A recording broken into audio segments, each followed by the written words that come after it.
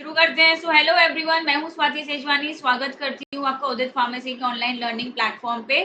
जैसा कि आप सब जानते हैं, हम लोग पढ़ रहे हैं हमारा बहुत ही important theoretical subject pharmacy law and ethics, और इसी के टॉप 20 क्वेश्चन आंसर्स हम लोग कर रहे हैं, जिसका आज हम करने वाले हैं पार्ट 13। तो आप सब रेडी है? क्लास स्टार्ट करें। कैसा है जोश? हाउस द जोश? आई थिंक सब में जोश बहुत अच्छा है, क्योंकि आज ज्यादा क्लासेस हुई नहीं है, आज कम क्लासेस हुई है, इसलिए सब डट के बहुत अच्छे से पढ़ेंगे। ठीक है, चलो तो शुरू करते हैं। आज का हमारा क्वेश्चन है क्वेश्चन नंबर 17। बहुत इंपॉर्टेंट क्वेश्चन है, बहुत बहुत बहुत इंपॉर्टेंट क्वेश्चन है। लगभग हर साल रिपीट होता है। ठीक है, हर साल लगभग रिपीट होता ही होता है। तो क्वेश्चन क्या है? Explain BCS system of classification. इसके बारे में मैंने कल ही आपको बताया था कि ये हम कल पढ़ने वाले हैं। तो क्वेश्चन है explain BCS system of classification. फिर इसी में दूसरा क्वेश्चन ऐड है, right in detail about new drug development. तो दो क्वेश्चन है इसमें। पहला आपको बीसीएस क्लासिफिकेशन बताना है, दूसरा आपको न्यू ड्रग डेवलपमेंट बताना है। न्यू ड्रग डेवलपमेंट बताना है। ठीक है, तो ये दो क्वेश्चन बताने हैं। इसमें से बीसीएस जो है ज्यादा और ज्यादा इंपॉर्टेंट है। ठीक है, तो बीसीएस तो बिल्कुल लिखना ही लिखना है। बीसीएस का फुल फॉर्म होता है बायो फार्मास्यूटिक्स। बायो, अच्छा आप लोग बताओ, आपको अगर पता है बीसीएस का फुल फॉर्म तो कमेंट में बताओ। कमेंट में बताओ बीसीएस का फुल फॉर्म क्या होता है। जल्दी बताइए कमेंट बॉक्स में, बीसीएस का फुल फॉर्म क्या होता है। जल्दी बताइए बीसीएस का फुल फॉर्म क्या होता है। अगर आप लोगों ने मेरी रील्स देखी होंगी तो उसमें आपको ये टॉपिक पहले ही मिल गया होगा। उसमें 3-4 रील्स है, जिसमें पहले बीसीएस सिस्टम बताया गया है, फिर उसके टाइप्स बताए गए हैं, क्लासेस, फिर उसके एग्जांपल्स भी बताए गए हैं। यस, बायोफार्मास्यूटिक्स क्लासिफिकेशन सिस्टम, इसके बारे में हमको पढ़ना है। और दूसरा हमको पढ़ना है न्यू ड्रग डेवलपमेंट के बारे में। अब ये न्यू ड्रग डेवलपमेंट क्या होती है, हमने कल पढ़ा था एनडीए के बारे में। क्या होता है एनडीए? क्या होता है एनडीए? एनडीए क्या होता है, जल्दी बताइए। What do you mean by NDA?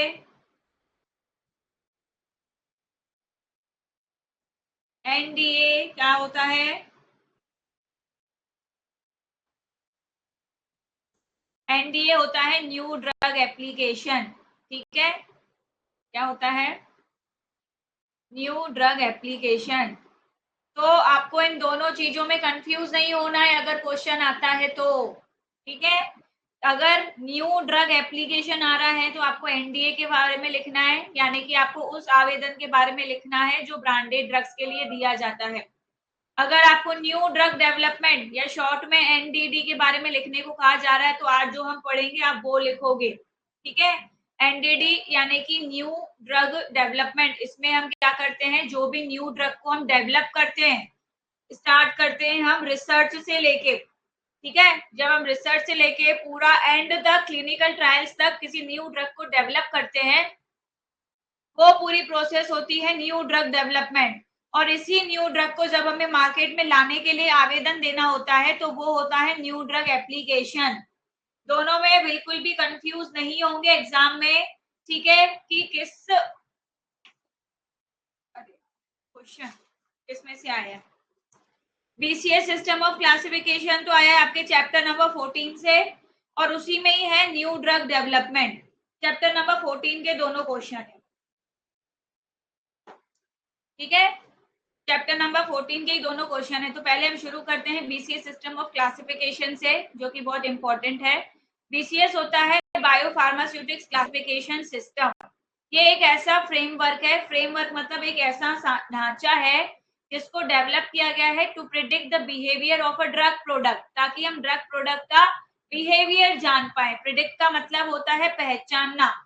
ठीक है, तो बायोफार्मास्यूटिक्स क्लासिफिकेशन सिस्टम एक ऐसा फ्रेमवर्क है या फिर एक ढांचा है जिससे हम ड्रग का नेचर पता करते हैं, है ना, या फिर बिहेवियर पता करते हैं। बिहेवियर की जगह नेचर भी लिख सकते हो। अब ड्रग का नेचर या ड्रग का बिहेवियर कहाँ पता करेंगे? हमारी ह्यूमन बॉडी के अंदर पता करेंगे, तो उसको कहा जाएगा बायोफार्मास्यूटिक्स क्लासिफिकेशन सिस्टम। ठीक है, अब हम इसमें ड्रग का नेचर पता करते हैं, ड्रग का बिहेवियर पता करते हैं।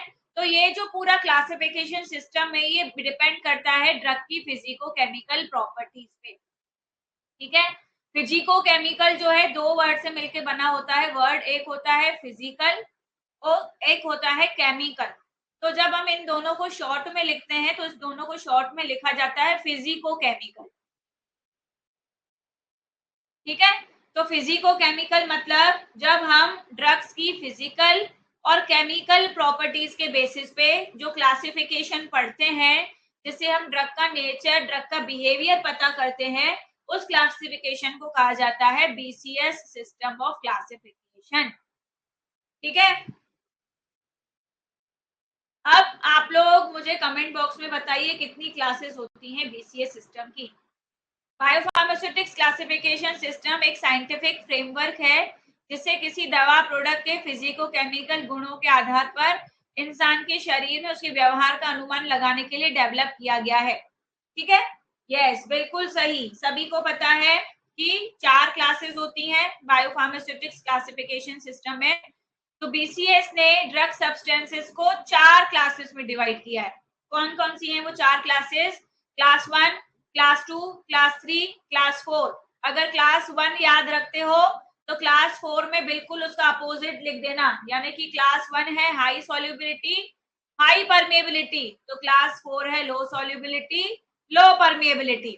वहीं अगर क्लास 2 याद रखते हो तो उसका उल्टा 3 में लिख देना, यानी कि लो सॉल्युबिलिटी, हाई परमेबिलिटी, तो हाई सॉल्युबिलिटी, लो परमेबिलिटी। कोई सी भी 2 क्लासेस याद कर लो। मैं तो ये कहूंगी 1 याद कर लो तो 4 में उसका उल्टा लिख देना, सेकंड याद कर लो तो थर्ड में उसका उल्टा लिख देना, यानी कि फर्स्ट और सेकंड क्लास याद कर लोगे तो थर्ड और फोर्थ क्लास खुद ही लिख पाओगे। ठीक है, यही हिंदी में कहा गया है कि बीसीएस दवा पदार्थों को 4 बीसीएस क्लास में से एक कैटेगरी में बांटता है, जो इस प्रकार है। क्लास 1 है जिसमें घुलनशीलता ज्यादा होती है, परागम्यता भी ज्यादा होती है, यानी जो जल्दी घुल जाते हैं और मेम्ब्रेन्स को भी जल्दी क्रॉस कर लेते हैं। हाईली परमिएबल मतलब क्या? हमारी बॉडी में बहुत सारे सेल्स हैं और उन सेल में बहुत सारी सेल मेम्ब्रेन्स हैं, तो उन सेल मेम्ब्रेन को जब हमारी दवाई क्रॉस करती है तो उसको कहा जाता है परमिएबिलिटी। तो क्लास 1 की ड्रग्स जो होती है बहुत बेहतरीन होती हैं, जिसकी घुलनशीलता भी बहुत अच्छी होती है, जिसकी परमिएबिलिटी भी बहुत अच्छी है। ठीक है, चैप्टर नंबर 14 में से ये क्वेश्चन है। और क्लास 4 इसका एकदम अपोजिट होता है। ये ड्रग्स बहुत परेशान करती हैं जब हम इनका डोजेज फॉर्म बनाते हैं, क्योंकि इनकी घुलनशीलता भी बहुत कम होती है, इनकी परमिएबिलिटी भी बहुत कम होती है। ठीक है, क्लास 2 में आता है कि घुलनशीलता तो कम होती है लेकिन परमिएबिलिटी इनकी बहुत अच्छी होती है, और क्लास 3 में सॉल्युबिलिटी ज्यादा और परमिएबिलिटी कम। इसको आप चाहो तो इस तरीके के डायग्राम से भी दिखा सकते हो, क्योंकि डायग्राम जब आप बनाते हो तो आपका मार्क्स स्कोरिंग हो जाता है क्वेश्चन। ठीक है, तो क्लास 1 में आप लिख सकते हो HH, यानी कि हाई सॉल्युबिलिटी, हाई परमिएबिलिटी। ठीक है, क्लास 4 में आएगा लो सॉल्युबिलिटी, लो परमिएबिलिटी। आप देखोगे जैसे जैसे क्लास 4 से ऊपर की तरफ मूव करते हैं तो परमिएबिलिटी बढ़ती जाती है, यानी कि आपको दोनों में परमिएबिलिटी ज्यादा मिलेगी, नीचे आपको दोनों में परमिएबिलिटी कम मिलेगी। ठीक है, अब आप जैसे जैसे राइट से लेफ्ट की तरफ मूव करोगे तो आपको सॉल्युबिलिटी ज्यादा मिलेगी। ये देखो, हाई सॉल्युबिलिटी, हाई सॉल्युबिलिटी। ठीक है, लो सॉल्युबिलिटी, लो सॉल्युबिलिटी। तो इस तरह का आप डायग्राम बना सकते हो। ठीक है, ये है आपका क्वेश्चन, है ना। क्वेश्चन पूछा गया है बीसीएस सिस्टम ऑफ क्लासिफिकेशन और न्यू ड्रग डेवलपमेंट के बारे में, और अभी हमने शुरू किया है बीसीएस सिस्टम ऑफ क्लासिफिकेशन का, तो अभी हम डिटेल में पढ़ने जा रहे हैं। ठीक है, हाँ बिल्कुल पढ़ा चुकी हूँ घोषरी, इसको बहुत बार मैं पढ़ा चुकी हूँ, लगभग 3-4 बार मैं इसको पढ़ा चुकी हूँ। तो बीसीएस जो है इस जो 4 क्लासेस में क्लासिफाई किया गया है, तो इनका क्लासिफिकेशन किया गया है साफ साफ सॉल्युबिलिटी और परमिएबिलिटी के बेसिस पे। एग्जांपल्स भी दिखाएंगे, तुम लोग वेट करो क्वेश्चन खत्म होने का। क्वेश्चन खत्म होने तक अगर आपको आंसर नहीं मिलता है, ठीक है, तो फिर आप अपना क्वेश्चन पूछ सकते हो। तो बीसीएस का क्लासिफिकेशन कौन से बेसिस पे है? फिजिको-केमिकल प्रॉपर्टीज पे है, तो वो फिजिको-केमिकल प्रॉपर्टीज कौन सी हैं? वो फिजिको-केमिकल प्रॉपर्टीज हैं सॉल्युबिलिटी और परमिएबिलिटी। क्या है? सॉल्युबिलिटी और परमिएबिलिटी। तो पीसीएस क्लास 1 में आती हैं वो ड्रग्स जो हाईली सॉल्युबल होती हैं, हाईली परमिएबल होती हैं। इसका मतलब दे dissolve readily in the GIT. वो जैसे ही आपके बॉडी में जाती हैं, जीआईटी में जाते हैं और तुरंत ही घुल जाती हैं, इसलिए उसको हाईली सॉल्युबल कहा गया है। And they are easily absorbed in the blood stream, और वो बॉडी में जाने के बाद, घुलने के बाद तुरंत ही आपके ब्लड में भी एब्जॉर्ब हो जाती हैं, इसीलिए उनको हाईली परमिएबल कहा गया है। इनके बेस्ट एग्जांपल्स अगर मैं आपको दूं तो वो है कैफीन और आइबुप्रोफेन। ठीक है। दूसरा, बीसीएस सिस्टम ऑफ क्लासिफिकेशन, ये हिंदी में लिखा हुआ है कि क्लास 1 दवाएं बहुत घुलनशील और बहुत परागम्य होती हैं, जिसका मतलब है कि वे गैस्ट्रो इंटेस्टाइनल ट्रैक्ट में आसानी से घुल जाती हैं और खून में आसानी से अवशोषित हो जाती हैं। बीसीएस क्लास 1 दवाओं के उदाहरण में कैफीन और आइबुप्रोफेन आते हैं। ठीक है। अब आते हैं बीसीएस क्लास 2 पे। तो बीसीएस क्लास 2 ड्रग्स जो होती है, इनकी सॉल्युबिलिटी कम होती है लेकिन परमिएबिलिटी बहुत ज्यादा होती है। ठीक है। अब अगर सॉल्युबिलिटी कम होगी तो ये हमारे जीआईटी में जाके तुरंत घुल नहीं पाएंगी, प्रॉब्लम आएगी डिसॉल्व होने में। लेकिन ये मेम्ब्रेन्स को इजीली क्रॉस कर लेगी क्योंकि इसकी परमिएबिलिटी अच्छी होती है। ठीक है। तो दीज ड्रग्स में have difficulty in dissolving in the GIT. ये जीआईटी में डिसॉल्व होने में दिक्कत रहती है, लेकिन जैसे ही एब्जॉर्ब हो जाती हैं, ये सेल मेम्ब्रेन से इजीली पास हो जाती हैं क्योंकि इनकी परमिएबिलिटी बहुत हाई है ना। तो पीसीएस क्लास 2 ड्रग्स में आती हैं आपकी कीटोकोनाजोल और डानाजोल। ठीक है। बीसीएस क्लास 2 दवाएं कम घुलनशील लेकिन बहुत परागम्य होती हैं। इन दवाओं में गैस्ट्रो इंटेस्टाइनल ट्रैक्ट में घुलने में मुश्किल हो सकती है, लेकिन एक बार अवशोषित होने के बाद ये सेल मेम्ब्रेन से आसानी से निकल जाती हैं, आसानी से गुजर जाती हैं। ठीक है। इसमें हम एग्जाम्पल पढ़ें तो आता है कीटोकोनाजोल और डानाजोल क्लास 2। ठीक है। Class 3 highly soluble, poorly permeable, जल्दी घुल जाएंगी लेकिन मेम्ब्रेन क्रॉस नहीं कर पाएंगी, मेम्ब्रेन क्रॉस करने में दिक्कत आएगी, तो वो होती है class 3 drugs. Meaning they dissolve easily in the GIT but may have difficulty passing through cell membranes. Body में जाएगी, जीआईटी में घुल जाएगी, लेकिन सेल मेम्ब्रेन क्रॉस नहीं कर पाती क्लास 3 ड्रग्स क्योंकि इनकी परमिएबिलिटी, परागम्यता बहुत कम होती है ना। इसमें आते हैं आपका साइमेटेडिन, एटिनोलॉल। ठीक है। तो बीसीएस क्लास 3 दवाएं बहुत ज्यादा घुलनशील होती हैं लेकिन उनकी परागम्यता कम होती है, जिसका मतलब है कि वे गैस्ट्रोइंटेस्टाइनल ट्रैक्ट में आसानी से घुल तो जाती हैं लेकिन सेल मेम्ब्रेन से गुजरने में उन्हें बहुत मुश्किल होती है। ठीक है। उदाहरण है एटिनोलॉल और साइमेटेडिन। हाँ, मुझे भी यही लग रहा है, चैट ऑफ करनी पड़ेगी।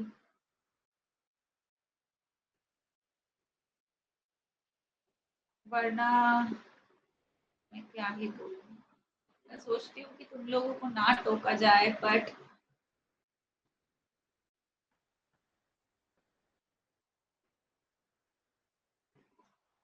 लोगों को शर्म वरम नहीं आती। हाँ? क्या मैसेज करते रहते हो पढ़ाई के टाइम पे।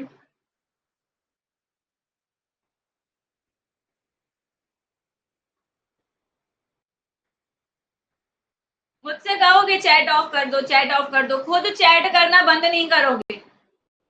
हाँ, अब मैं नाम लेके बोलूं यहाँ, चाहे लड़की हो चाहे लड़का।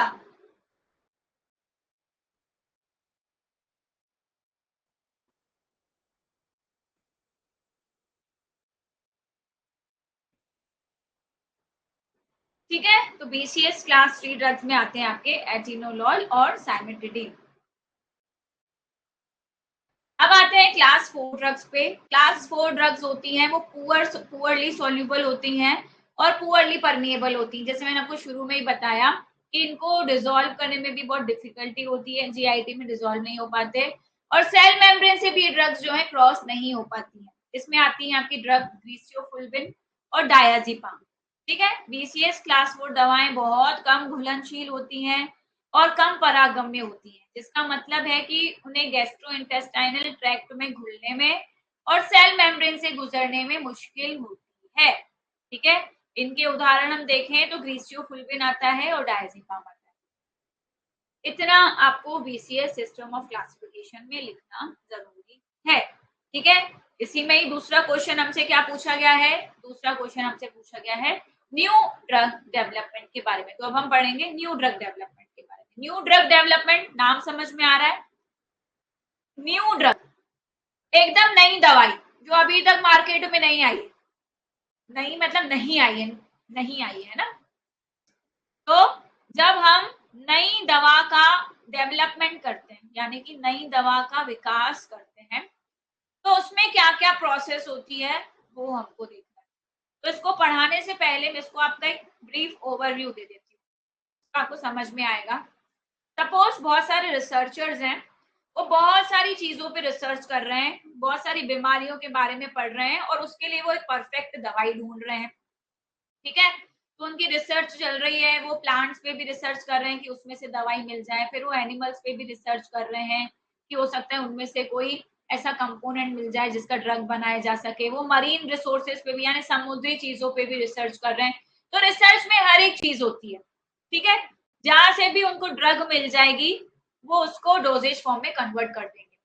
लेकिन जब रिसर्च चल रही होती है तब 10,000, 20,000, 50,000 कंपाउंड तक होते हैं जिन पे रिसर्च चलती है। लेकिन मार्केट में एक ही ड्रग आ पाती है। ठीक है, तो आप सोचो जब 10 से 20,000 कंपाउंड्स पे रिसर्च चल रही है, एक ही बीमारी के लिए बात करें, सपोज कोई डायबिटीज के लिए दवाई ढूंढ रहा है। ठीक है, तो 10 से 20,000 अगर कंपाउंड है तो उनपे पूरी रिसर्च चलेगी। ठीक है, रिसर्च कैसे चलेगी? सबसे पहले लीड कंपाउंड ढूंढा जाता है। लीड कंपाउंड, लीड का मतलब क्या होता है? जो सबसे आगे चले उसको कहा जाता है लीड कंपाउंड। तो मतलब इन 10,000, 20,000 में से जो सबसे अच्छी एक्टिविटी देता है उस एक को सिलेक्ट किया जाता है, उसको कहा जाता है लीड कंपाउंड। उसके बाद टारगेट ढूंढा जाता है। टारगेट मतलब आपको अपने कंपाउंड को कहाँ पे एक्टिविटी देनी है। अब टारगेट तो आपका रिसेप्टर भी हो सकता है, प्रोटीन भी हो सकता है, कोई पाथवे भी हो सकता है जिसको आपको ब्लॉक करना हो, जो कि आपने फार्माकोलॉजी में पढ़ी होंगी। तो टारगेट आपने आइडेंटिफाई कर लिया, लीड कंपाउंड आपने ढूंढ लिया, फिर आप करते हो एनिमल्स पे स्टडी, जिसको हम प्री क्लिनिकल स्टडी। ऐसे करते करते 10,000 में से मुश्किल से 10 या 20 कंपाउंड बचते हैं, क्योंकि काफी सारे तो फेल हो जाते हैं ना, वो मतलब कई सारे टारगेट पे नहीं पहुंच पाते, कई सारे अच्छी एक्टिविटी नहीं दे पाते, किसी के साइड इफेक्ट बहुत ज्यादा होते हैं, किसी के यूजेस बहुत कम होते हैं। ठीक है, तो हमने लीड कंपाउंड ढूंढ लिया, टारगेट भी मिल गया हमको, फिर हमने क्या किया? Pre clinical study. Pre clinical studies में 100-200 कंपाउंड में से 10 कंपाउंड बचते हैं जिसको हम क्लिनिकल ट्रायल्स पे भी लेके जा सकते हैं। क्लिनिकल ट्रायल्स में मुश्किल से 3 या 4 कंपाउंड और ज्यादा से ज्यादा एक ही कंपाउंड बचता है जो ह्यूमंस में अच्छा रिजल्ट देता है। ठीक है, तो जब ह्यूमंस में अच्छा रिजल्ट हमको मिलता है तो उसके बाद जो एक कंपाउंड है वो एक्टिव कंपाउंड बन के मार्केट में आता है न्यू ड्रग। तो इस तरह से न्यू ड्रग का डेवलपमेंट होता है। सभी को ओवरव्यू समझ में आया? तो मैं अब आपको आंसर के फॉर्म में बताऊं आप आंसर कैसे लिख सकते हो। सभी को ओवरव्यू समझ में आया कि न्यू ड्रग का डेवलपमेंट किस तरह से किया जाता है? हाँ, सभी को समझ में आया कि न्यू ड्रग का डेवलपमेंट किस तरह से किया जाता है? बहुत सारे कंपाउंड्स होते हैं, उन कंपाउंड्स पे रिसर्च करी जाती है, लीड कंपाउंड ढूंढा जाता है, लीड कंपाउंड ढूंढने के बाद टारगेट आइडेंटिफाई किया जाता है। कई बार ऐसा होता है कि हमको ये जो लीड कंपाउंड मिल गया, इसका थोड़ा सा केमिकल स्ट्रक्चर हमको चेंज करना पड़ता है। कई बार होते हैं ना, सॉल्ट फॉर्म ज्यादा अच्छा होता है मेन कंपाउंड से, तो कई बार हमको इसके स्ट्रक्चर में, केमिकल नेचर में थोड़ा सा चेंज करना पड़ता है। ठीक है, तो वो भी हम करते हैं। फिर हम प्री क्लिनिकल स्टडीज करते हैं। अरे एक बार फिर से ही बताऊंगी, अभी तो पूरा ही बताऊंगी, अभी तो जिसमें बेसिक ओवरव्यू दिया है कि क्या होता है न्यू ड्रग डेवलपमेंट, अभी पूरा ही रिपीट करूंगी मैं। नहीं, कल तक सब्जेक्ट खत्म नहीं होगा, मैं स्लो चल रही हूँ क्योंकि इंपॉर्टेंट टॉपिक्स हैं लास्ट के। नहीं, 10-20 हजार एनिमल्स पे नहीं किए जाते। अभी हम आगे में आपको एक डायग्राम दिखाऊंगी, आपको सब समझ में आ जाएगा। ठीक है, देखो यहाँ से शुरू करते हैं हम न्यू ड्रग डेवलपमेंट के बारे में। New drug development is the process. New drug development क्या है? एक प्रक्रिया है। कौन सी प्रक्रिया है? Discovering, designing and testing new medication. कोई भी अगर आप न्यू मेडिकेशन को डिस्कवर कर रहे हो, मतलब किसी नई दवा की खोज कर रहे हो, ठीक है, किसी नई दवा की आप डिजाइनिंग कर रहे हो, किसी न्यू दवा की जब आप टेस्टिंग कर रहे हो, तो ये जो सारी प्रक्रिया होती है ना, तो ये जो सारी प्रोसेस होती है इसको न्यू ड्रग डेवलपमेंट कहा जाता है। तो क्यों बनाई जा रही है न्यू दवा? किसी पर्टिकुलर डिजीज को ठीक करने के लिए, किसी पर्टिकुलर बीमारी को ठीक करने के लिए, ठीक है, तो उसको कहा जाता है न्यू ड्रग डेवलपमेंट, यानी कि एक प्रोसेस, एक प्रक्रिया, ठीक है, जिसमें ड्रग की हम डिस्कवरी करते हैं, ड्रग की डिजाइनिंग करते हैं, या जो भी न्यू मेडिकेशन से उसकी टेस्टिंग करते हैं किसी पर्टिकुलर डिजीज के लिए या फिर किसी पर्टिकुलर हेल्थ कंडीशन के लिए, ठीक है। अब ये जो इतने सारे कंपाउंड्स हैं, इतनी सारी रिसर्च है, ये 1-2 महीने में भी खत्म नहीं होती, 1-2 साल में भी खत्म नहीं होती, 10 से 20 साल लग जाते हैं। इसीलिए इसको कहा जाता है it involves a long and complex process of research and development. यह बहुत लंबी प्रक्रिया होती है, लंबी के साथ साथ टफ, कॉम्प्लेक्स मतलब टफ, जटिल, इजी नहीं होता रिसर्च डेवलपमेंट में किसी न्यू ड्रग को डेवलप करना। तो ये जो प्रोसेस होती है इसमें रिसर्च और डेवलपमेंट की एक लंबी और जटिल प्रक्रिया शामिल होती है। The process includes various stages. अब इसमें बहुत सारे स्टेजेस आते हैं, जैसे प्री क्लिनिकल टेस्टिंग करनी पड़ती है आपको एनिमल्स में, क्लिनिकल ट्रायल्स आपको करने पड़ते हैं ह्यूमंस में, फिर आपको रेगुलेटरी अप्रूवल लेना पड़ता है, यानी कि आवेदन देना पड़ता है, जो हमने कल पढ़ा था न्यू ड्रग एप्लीकेशन। और जब आप आवेदन देते हो फिर आपका ड्रग जो है मार्केटिंग में आ जाता है, जिसको फेज 4 कहा जाता है, क्लिनिकल ट्रायल्स। तो इसमें बहुत सारी स्टेजेस होती हैं और इन पूरी स्टेजेस को ही कहा जाता है न्यू ड्रग डेवलपमेंट, ठीक है। तो स्टेजेस हम शुरू करते हैं। क्या क्या स्टेजेस होती है न्यू ड्रग डेवलपमेंट की? सबसे पहले होती है ड्रग की डिस्कवरी करना, जिसमें 2 से 5 साल तक का समय लग जाता है ना। ड्रग की डिस्कवरी करने से पहले हमको हमारा टारगेट पता होना चाहिए कि हम कौन सी बीमारी पे काम कर रहे हैं, यानी कि रिसर्चर्स आइडेंटिफाई करते हैं कि वो किस मॉलिक्यूल पे काम कर रहे हैं, वो प्रोटीन पे काम कर रहे हैं, जीन पे काम कर रहे हैं, किसी पाथवे पे काम कर रहे हैं, किसी रिसेप्टर पे काम कर रहे हैं, मतलब वो बीमारी में किस चीज को कम करना चाहते हैं। जैसे आप लोगों ने देखा होगा, फार्माकोलॉजी में पढ़ा होगा कि इन्फ्लेमेशन होता है तो वो कॉक्स की वजह से होता है, साइक्लोऑक्सीजिनेज की वजह से होता है। तो हमें इन्फ्लेमेशन खत्म करना है तो हम क्या देते हैं? हम कॉक्स इनहिबिटर्स देते हैं, है ना। मतलब हमें पता है कि हमें यहाँ पे काम करना है, हमें कॉक्स की सिंथेसिस को रोकना है, तो हमारा इन्फ्लेमेशन नहीं आएगा, तो हम कॉक्स इनहिबिटर्स देते हैं। उसी तरह से यहाँ पे बोला गया है कि हमको टारगेट पता होना चाहिए कि हमको किस पे काम करना है, जीन पे काम करना है, प्रोटीन पे काम करना है, पाथवे पे काम करना है। तो इसमें 2 से 5 साल लग जाते हैं। इसमें दवा की खोज है, 2 से 5 साल लगते हैं। तो उसमें सबसे पहले टारगेट पहचानते हैं। शोधकर्ता बीमारी में शामिल एक बायोलॉजिकल मॉलिक्यूल, प्रोटीन, जीन या पाथवे की पहचान करते हैं। उसके बाद लीड कंपाउंड को पहचानते हैं, यानी thousand of compounds are screen to find the most promising one.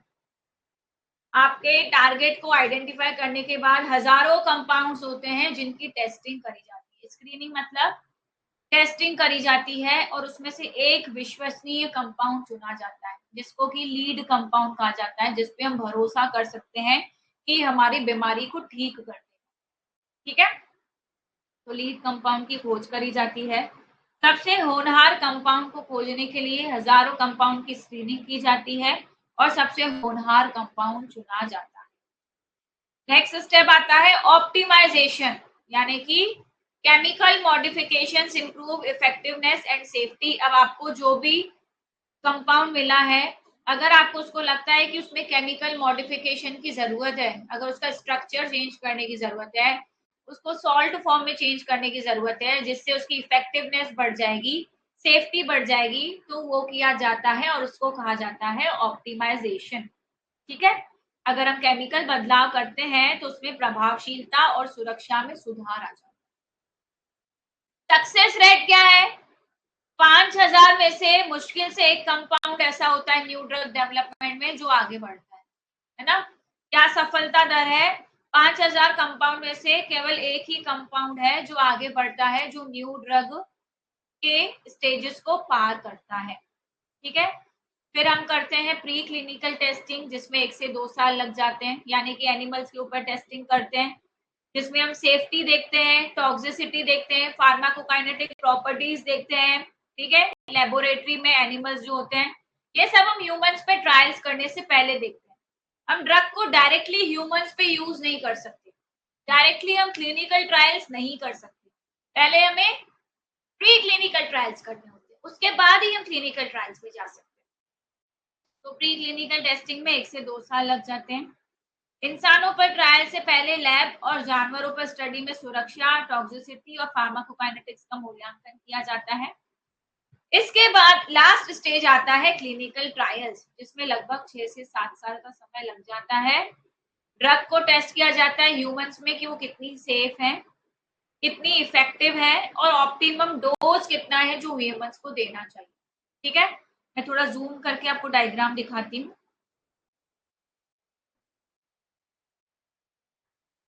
ऐसा चाहो तो आप डायग्राम बना सकते हो।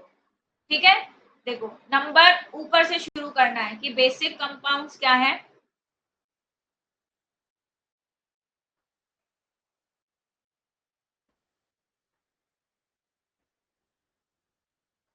ठीक है, यहाँ से आपको शुरू करना है कि जो क्लिनिकल ट्रायल है वो लगभग 6 से 7 साल का चलता है। इंसानों पर दवा की सुरक्षा को देखा जाता है। यहाँ से शुरू होगा। सबसे पहले नंबर ऑफ कंपाउंड्स जो है कितने रहते हैं बेसिक रिसर्च में, वो रहते हैं 5,000 से 20,000 तक रहते हैं, जिसकी ड्रग की डिस्कवरी हम करते हैं। ठीक है, प्री क्लिनिकल स्टडी तक 250 कंपाउंड मुश्किल से आते हैं, और जब हम क्लिनिकल रिसर्च पे पहुंचते हैं मुश्किल से 5 कंपाउंड आते हैं।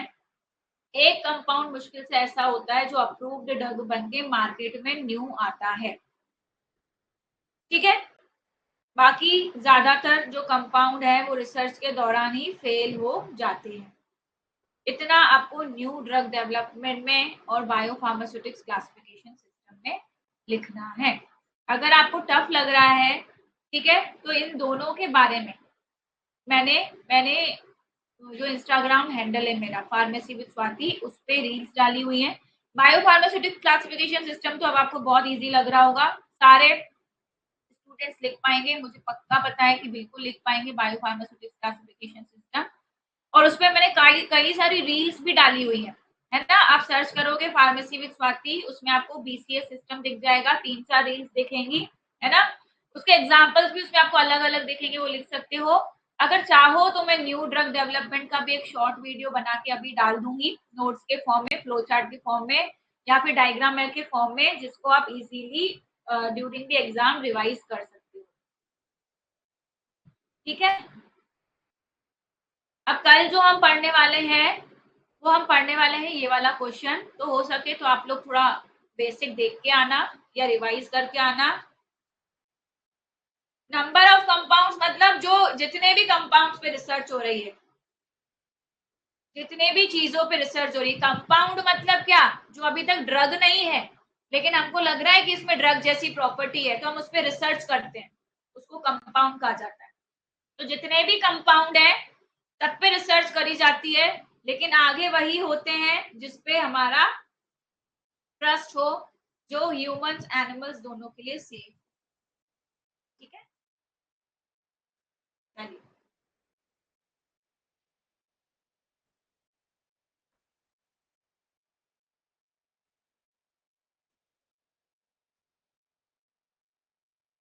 नॉर्मल लैंग्वेज में तो एक्सप्लेन कर रही हूँ। देखो, चीजें जो समझने वाली होंगी वो समझाऊंगी, अब जो एक्ट होंगे वो मैं समझाऊंगी, पर उसको रट्टा ही मारना है ना, इसलिए तुम लोगों को ऐसा लगता है कि मैम कुछ कुछ चीजें तो अच्छे से समझाती हैं, कुछ नहीं समझाती। अब ये देखो, ये समझने वाली चीज थी तो मैंने समझाया, तुमको समझ में आया। अब जो एक्ट 1919 में आया है तो वो 1919 में ही आया ना, मैं उसको कैसे समझाऊं। अब जैसे पॉइजन एक्ट है तो उसका उद्देश्य है कि भैया पॉइजन नहीं बिकना चाहिए, तो इससे ज्यादा मैं उसको कैसे समझाऊं, बताओ। है ना, तो कुछ चीजें हैं इसमें ऐसी जो आपको लगेंगी कि बहुत बोरिंग है, समझ में नहीं आ रही, पर उसको याद ही करना पड़ेगा। ठीक। अरे कंपाउंड में वो सारी चीजें आती हैं जिसपे भी रिसर्च चल रही है, उसको कंपाउंड कहा जाता है। जिसपे भी रिसर्च चल रही है, जैसे ये पैरासिटामोल एस्पिरिन बने हैं, ये कैसे बने, रिसर्च के बाद ही तो बने कि पता चला कि हाँ ये पैरासिटामोल तो बुखार को ठीक कर रहा है ना। चलिए, मिलते हैं अब अपन 3:30 बजे कम्युनिटी फार्मेसी एंड मैनेजमेंट वाली क्लास में।